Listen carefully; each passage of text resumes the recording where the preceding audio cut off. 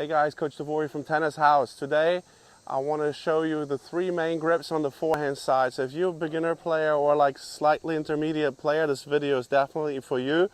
I'm going to go over the Eastern grip, the semi-Western and the Western grip. So the pros and the cons of those three grips.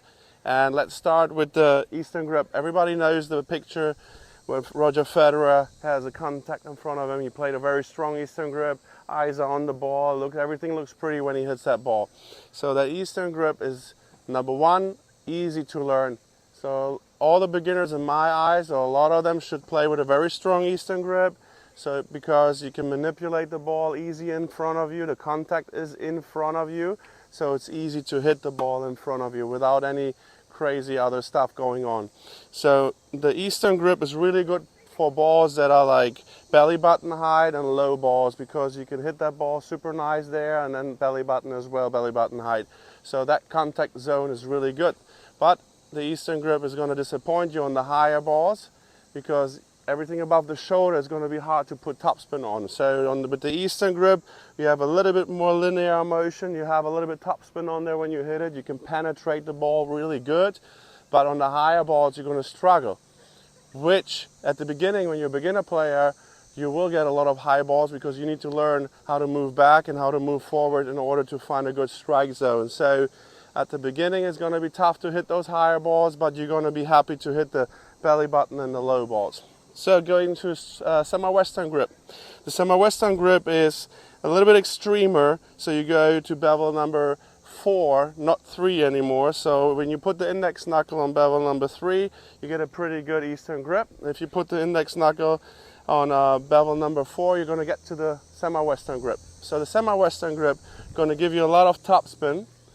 You will be able to control that ball a tiny bit better because of the Magnus effect. As more the ball rotates and more topspin you're going to give the ball, as more the ball going to fall down, you're going to have a lot of control on those balls. You'll not be able to penetrate the ball as much with the semi-Western, but you want to keep the ball at the beginning in play. So that's a very good grip to start as well.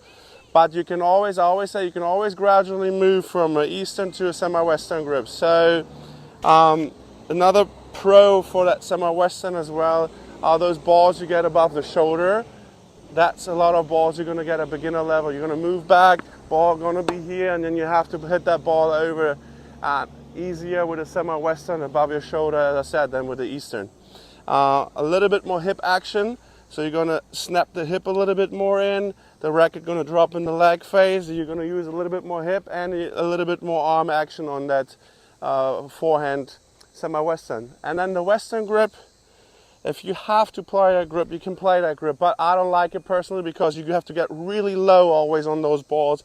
The hip snaps massively in, you have a lot of wrist action, and you get massive spin on that ball. For me, I don't like that grip, I don't like to teach that grip, but if players get into that and they have it, then they have to play with what they have. So you're going to get a lot of topspin, high balls, easy to hit, but you're going to struggle a massive corners. If you run up forward to an approach shot, you almost can't drive through that ball. So you're always on low approach shots, you're going to frame a lot and going to have a hard time coming to the net, because if someone hits a low slice on that Western, you're going to have a hard time hitting it back. So I would stick definitely with the Eastern grip at the beginning and then move to a semi-Western if you need to, or you start off with the semi-Western. Both grips are great.